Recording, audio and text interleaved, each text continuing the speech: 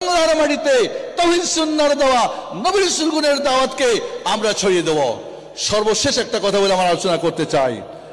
বাংলার আহলে হাদিস, কোন আহলে হাদিস কখনোই আহলে হাদিস ছাড়া অন্য কোন সংগঠনের সদস্য হতে পারে না না না। যদি হয় তাহলে সে নিজের বাপের পরিচয় জানে না বলে অন্যকে বাপ ডাকে। কি আপনার একমত?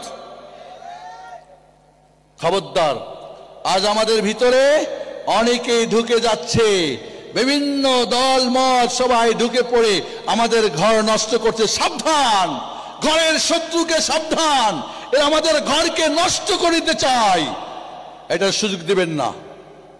আবারও বলছি, প্রকৃত কোন আহলে